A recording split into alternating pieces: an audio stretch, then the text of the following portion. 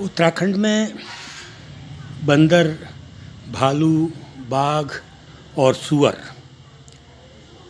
इतने अधिक बढ़ गए हैं कि हमारा ग्रामीण ही नहीं बल्कि शहरी समाज भी इनके आतंक से त्रस्त है। और इनके आतंक से निजात दिलाने के लिए सरकार की ओर से तो अभी तक कोई प्रयास नहीं किए गए हैं, किसी भी स्तर से नहीं किए गए हैं। वन विभाग कहता है कि हम बंदरों को पकड़ रहे हैं, बाड़ों में डाल रहे हैं, लेकिन वो नक्कार खाने में तूती की आवाज़ से अधिक कुछ नहीं है वन विभाग का ये प्रयास। और इस बहुत बड़ी समस्या जो आतंक के रूप में सामने है के खिलाफ जगह जगह से आवाज़ें उठ रही हैं। सच तो यह है कि ग्रामीण और शहरी समाज पूरी तरीके से गुस्से में है, बहुत अधिक गुस्से में है। नेतृत्व विहीनता है कि गुस्सा फूटकर सामने नहीं आ पा रहा है। इधर गरुड़ क्षेत्र में बंदर भगाओ अभियान कुछ मित्रों द्वारा शुरू किया गया है। डी.के. जोशी जो हाई कोर्ट में अधिवक्ता भी हैं और सामाजिक समस्याओं को अक्सर उठाते हैं, न्यायालय में भी उठाते हैं, जनता के बीच भी उठाते हैं। उन्होंने एक अभियान शुरू किया है, बंदर भगाओ अभियान। आज डी.के. ने एक प्रेस कॉन्फ्रेंस बागेश्वर में की थी और उस प्रेस कॉन्फ्रेंस को भी उनको वो नहीं कर पाए जिस तरीके से चाहते थे। अंततः उनको नुक्कड़ में खड़े होकर प्रेस कॉन्फ्रेंस करनी पड़ी, जिस पर बाद में हम लोग बात करेंगे। फ़िलहाल मैं डी.के. जोशी की प्रेस कॉन्फ्रेंस जो थी, पत्रकार जो वार्ता थी, वो आप सबके सामने परोस रहा हूँ। भगाओ खेती बचाओ। और ये बंदर जो हैं बाहर से, अन्य राज्यों से, पड़ोसी राज्यों से या बहुत नीचे प्लेन से, ये पहाड़ों में ट्रकों के द्वारा यहाँ भेजे जा रहे हैं। तो आज हम इस क्रम में बागेश्वर में आए हैं लोगों के ये बताने के लिए कि ये समस्या वास्तव में बहुत बड़ी हो गई है।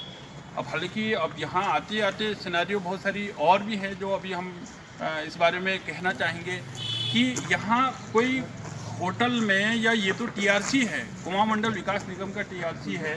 यहाँ पर जब हम अंदर गए, हमने कहा कि हम यहाँ पर जो है एक प्रेस वार्ता करेंगे, तो सबसे पहला प्रश्न वहाँ पर रिसेप्शन से आता है, क्या आपने एलआईयू को सूचित किया है?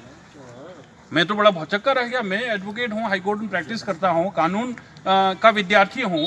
कुमाऊं मंडल विकास निगम की प्रॉपर्टी है, उसके अंदर हम घुसते ही पहले ये पूछा जा रहा है, जबकि हम ये बंदरों की समस्या को लेकर के अभियान चला रहे हैं, कि क्या आपने एलआईयू को सूचित किया है?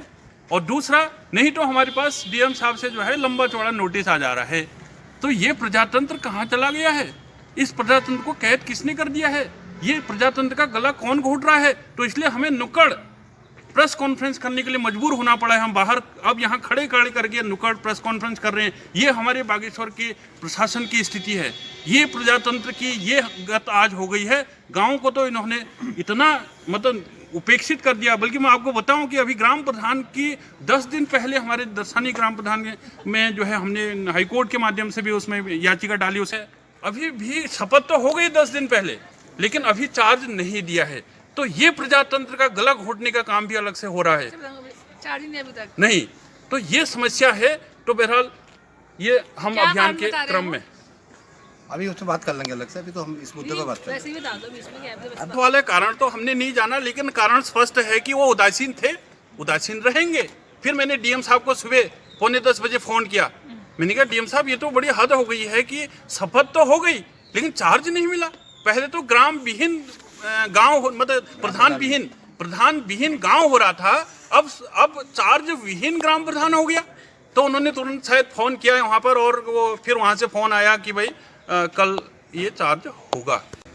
मित्र, आप लोगों ने जो बंदर भगाओ का कार्यक्रम चलाया है, ये सिर्फ बंदर भगाओ है या बाघों को लेकर भी इसमें कुछ है? देखिए, अभी तो क्योंकि कोई भी काम करना होता है आपको तो स्टेप बाय स्टेप करना होता है। तो पहले हम, हालांकि वो समस्या चारों तरफ से न केवल जंगली सुअरों की है, गुलदार की है, आवारा पशुओं की है, और यहाँ पर जो है ये बहुत बड़ी समस्या तो हो रही है, लेकिन हम स्टेप बाय स्टेप हम इसको बंदरों की समस्या से उठा रहे हैं। तो 15 जनवरी 2024 से प्रारंभ हुआ यह अभियान। आज जो है जन जन अभियान। एक सवाल, क्या कोई अध्ययन आपके संगठन ने ऐसा किया जो इस ओर इशारा करे कि अभी एक गांव के ऊपर कितना बंदर हावी है? एक प्रति गांव के हिसाब से कितने बंदर इस जनपद में हैं, ऐसा क्या अध्ययन आप लोगों द्वारा किया गया? जहाँ तक नंबर्स का सवाल है, ये अध्ययन तो हमारे पास आंकड़े नहीं है। नहीं।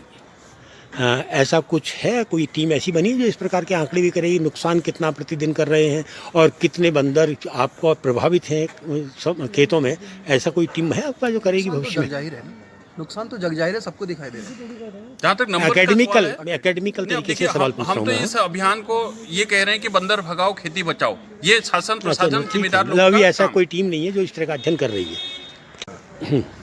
तो हमारा जो इसमें मानना है कि जो आप कह रहे हैं कि नंबर्स का, तो नंबर्स का तो यह है कि उसके लिए आपको फॉरेस्ट डिपार्टमेंट का एक सिस्टम काम करता पूरी तरह से।